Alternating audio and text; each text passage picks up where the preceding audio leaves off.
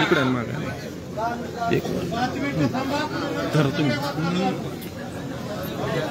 थोडंसं live 2 minute जागा द्या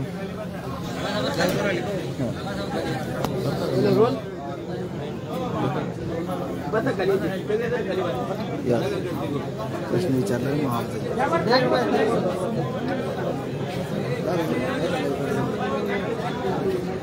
इकडे खाली बसत जा ना आपण मीडियामध्ये बसायचं तुम्ही लाईव्ह करताय मीडियामध्ये बसायचं उद्या चलो रोल पाटील साहेब काय म्हणाल 6व्या उपोषणाची शेवटी सुरुवात झाली कसा असेल उपोषण सरकारकडून काय अपेक्षा सरकारकडून अपेक्षा तर आहेच ना शेवटी हे जनता सरकारकडून अपेक्षा करणार आहे जर आज वर्ष होऊन गेले की आज समाज मराठा असताना आरक्षण दिलं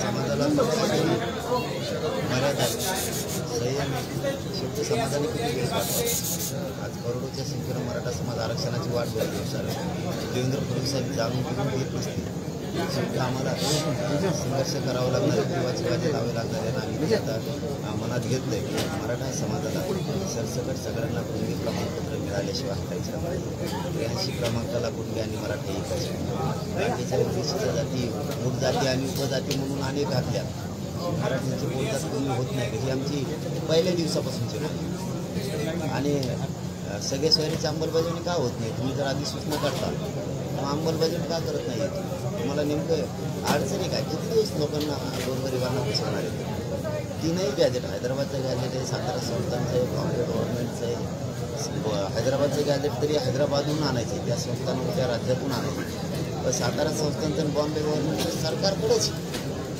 तरी तुम्ही लागू करत नाही त्या सरकारी नोंदी असू इतकं अन्याय का सगळ्या स्वारीची अंमलबजावणी आमच्या व्याख्याप्रमाणे करायला इतके दिवस यांना लागले तर 6-7 महिने उलटून गेले तरी करत नाही ज्या मराठा समाजाची कुणबी नोंद सापडली त्या आधारावर मागेल त्या मराठा समाजाला कुणबी प्रमाणपत्र देऊ याच व्यासपीठावर शब्द दिला न्यायाधीश पण होते त्या दिवशी मंत्रिमंडळाचे मंत्री पण होते सगळे लोक इथं होते त्यावेळेस त्यांचे सरकारचे मग तुम्ही तो निर्णय काय घेतला तुम्ही महाराष्ट्राच्या सरसकट गुन्हे मागे घेऊन म्हणून सांगितलं नाही घेतले म्हणजे ही जी आडवणूक आहे मराठीची जाणून तुम्ही मराठ्यांना त्रास देणे हे त्यांचं चाललेलं प्रकार योग्य नाही कारण यात गोरगरीब जनतेने त्यांना सत्ता दिली मला आता राजकीय बोलायचं नाही मी आजपासून राजकीय बोलणार नाही त्यांचं म्हणणं आहे ना राजकीय भाषा वापरायला लागली राजकीय भाषा पण त्याला त्या आरक्षणात तुम्ही म्हणताय अमक्याला फायदा झाला तमक्याला फायदा झाला तुम्ही देणारच नसते लोकांना काय दोषी दोष तुमचा आहे तुम्ही देत नाही आहे तसं होणारच गावात एखादा सरपंच आहे कामच जर करत नसला लोक बदलून टाकतात त्याला काय फायदा नाही म्हणजे त्याच्यापासून जनतेचा फायदाच नाही झाला तुम्हाला कोण ठेवणार आहे तुम्ही आरक्षण द्या लोक उघड्या डोळ्याने बघतायत फायदा कोणी केला सांगायची गरज नाही कोणाला तुम्हाला नाही द्यायचं म्हणल्याच्या नंतर भोग तुम्हाला बघावे लागला मला राजकीय स्टेटमेंट करायचं आमच्या ज्या मागण्यात 8 मागण्या तुमच्याकडे ते दिलेल्या सगळ्या सरकारच्या पाठ झाल्या सगळ्या भारत देशाच्या पाठ झाल्या तुम्ही जर नाही दिल्या उद्योग टेम्पलेशी सोडणार नाही आणि नंतर राजकीय स्टेटमेंट किंवा काही पुढं 2023ला काही झालं पाडापाड्या आणि हे जर करायचं नसेल असं म्हणणं आहे तुमचं तर तुम्ही आमच्या सगळ्या मागण्याला अंमलबजावणी द्या नसतात त्याच्यानंतर माया नावाने बोंबलायचं नाही आणि मराठा समाजात ऐकून घेणार कारण मराठा समाज सगळं म्हणणार आहे मनोज जरांगे शांततेत बसलाय सामाजिक लढा लढतोय आरक्षण मागतोय तुम्ही का दिलं नाही हे प्रश्न विचारणार आहे आणि भाजपमधला मराठा सुद्धा देवेंद्र फडणवीस साहेबाला प्रश्न विचारणार आहे त्यांनी जर मागणी केली मनोज जरांगे पाटील तिथे शांततेत बसलाय त्यांनी सांगितलंय तुम्हाला आता संधी आम्ही संधी देतोय आम्ही राजकारणाकडं मला जायचं नाही माझ्या समाजाला जायचं नाही इतकं स्पष्ट मी सांगितलं मग तुम्ही का दिलं नाही आता इतकं बोललेलं असतं नाही भाजपमधलेच मराठी विचारणार आणि ते त्यांचे ना ते 4-2 चुट्टे चाट्टे त्यांच्याकडं फडणवीस साहेब होतं ते खिशे बापू बारकुले मोठाली चुट्टी लहानी चुट्टी मोठी वडता सगळ्यात टाकणारा गोटा चोर आमची दमची बांधवडी डोकं कापणारी चुट्टे चाट्टे सगळे त्यांचं यातले माया पक्षाचे नेते त्याला म्हणा आता फडणवीस साहेबाकडे जाऊन बसले सांगा ते राजकीय भाषा करणार नाही. राजकारणाचा त्यांचा आणि समाजाचा काही संबंध नाही. त्यांच्या मागण्या पूर्ण करा. जाऊन सांगा. जर नाही सांगितलं त्यांनी आणि सांगूनही जर नाही ऐकलं फडणवीसांनी तर मराठा भाजप कधी एकही ऐकणार नाही. सरळ सांगणारे दोषी देवेंद्र फडणवीस, समाज नाही आंदोलन करणारे आणि मी राजकीय स्टेटमेंट करणार नाही. त्यापासून तुम्ही कितीही केली तरी मी त्याला उत्तर देणार नाही. त्याच्यानंतर जर नाही दिलं सोडणार तर नाहीच नाही. माझ्या नावाने मग वापरायचं नाही. 2024ला काय झालं. पण आता 6व्या उपोषणानंतर चालू झालं आहे. किती दिवस सरकारला अल्टिमेटम देत आहे? काही वेळ देणार आहात का? टाईम बॉ किती दिवसावर तरी आंदोलन करत मी लोकांसारखा नाही. सरकारी आंदोलन करणाऱ्यांसारखा मी नाही. ठरवून करायचं. माझी क्षमता मला पाहिजे आणि माझ्या समाजाची क्षमता मला पाहिजे. माझ्या स्वतःच्या क्षमतेवर माझ्या समाजाच्या क्षमतेवरती टाकली. मी कुणी यावं म्हणून आंदोलन पाहिजे दुसऱ्याच असतं. त्यांच्याकडे गेले आमच्याकडे कमी आहे ना, त्यांना भेटले ना आम्हाला करून असं म्हणजे ते फुकट देवदर्शन करायची सवय लागलेली असते. काय दुसऱ्याच्या गाडीत बसून जाईल खायचं त्याचं द्यायचं तिथं तिकीटं द्यायचं नाही. फुकट पाहिजे नुसतं फुकट. असं काय करायचं. तसं आंदोलन मी नाही. मी तसं आंदोलन करत नाही. दुसऱ्याच्या जीवावरती आंदोलन नाही करतात किंवा दुसऱ्याचं बघून नाही. त्याच्याकडे आले मग आपल्याकडे येते काय बाबा नाही आले तर मग म्हणायचं तुम्ही जातीवादीत नाही आले की म्हणजे असे डाग आम्ही लावत आणि आमच्या शंकर लोक आला केलेलंच आहे.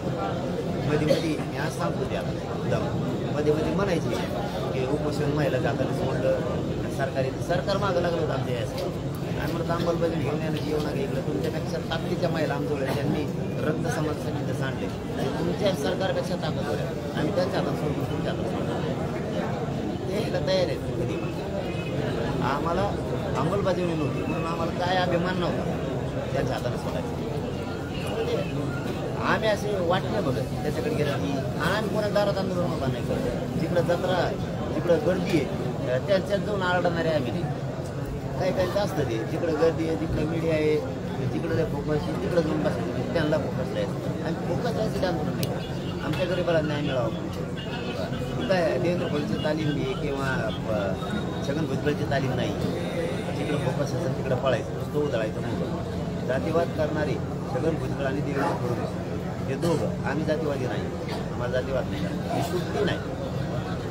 पण आमरण उपोषण आहे तुमचं, कडक उपोषण असतं.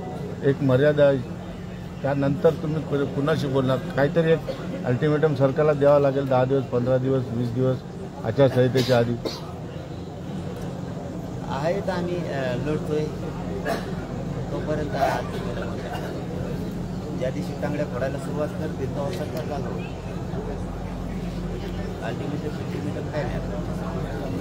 त्यांना संधी देवेंद्र फडणवीस साहेब या संधीचं सोनं त्यांनी करावं आणि त्यांचं जे खड्डं बुजवायचं त्यांना नेरेटिव्ह भरून काढायचं त्यांना चान्स मराठी. कारण माझ्या समाजाला मला नाही राजकारणात आमचं ध्येय आणि आमचं उद्दिष्ट एवढं एकच की आमच्या समाजाला आरक्षण मिळालं पाहिजे. उद्दिष्ट म्हणून ते आमचा हक्क आहे. जे द्या बरं डोळ्यानं समाज बघतोय. देणाऱ्याचा कोण आहे हे समाजाला दिसतो. आणि माझ्या समाजाला माझी एक विनंती राज्यभरातल्या सगळ्या अजून जरी गर्दी झाली तर आणखीन पुढच्या 8-15 दिवसात काय होईल किती गर्दी होईल सांगता येत नाही. कारण तब्येत कुंकट जाईल माहिती. माझ्या समाजाला माझी विनंती कामं म्हणून इकडे येऊन मी आहे खंबीर लढायला. काय मी कुटुंब असून नसल्यासारखं आहे. मलाही समाजच कुटुंब आहे. परिवार माझाही.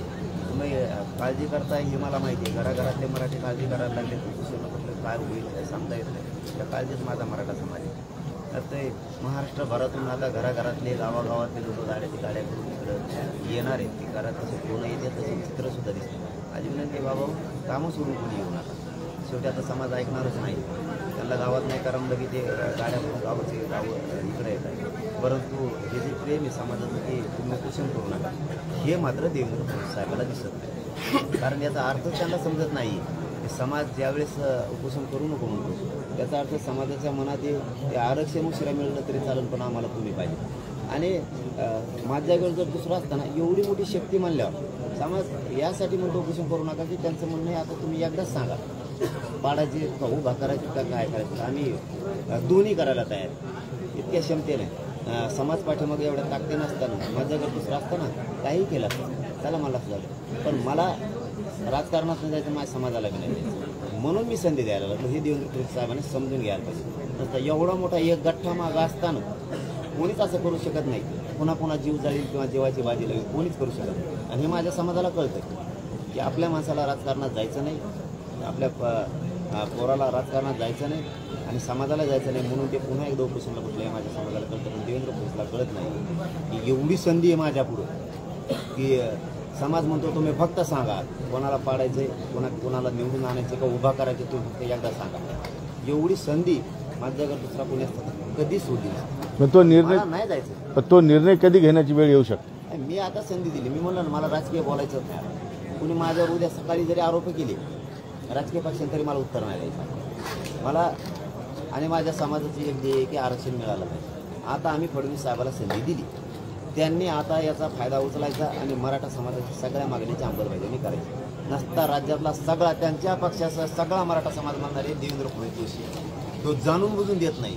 आता ते जर राजकीय भाषा बोलत नाही, राजकीय स्टेटमेंट करत नाही, काही विषयच काढला नाही आणि देत नाहीत म्हणल्याच्या नंतर पुढं पाडापाडी करतोय का काय करतोय. आता हा म्हणून कारंगे पाटलाचा दोष नाही, सगळा मराठा समाज म्हणणार आहे. कारण मी आता संधी दिली आणि त्यांनी पण ही संधी समजून हे काम करायला पाहिजे. कारण मला फक्त समाजाला आरक्षण आहे. नाही दिलं ना बोंबलायचं नाही. मग माझ्या असे गुडघे टेकवायला लागेल ना तर आयुष्यात पश्चाताप येईल. चलो.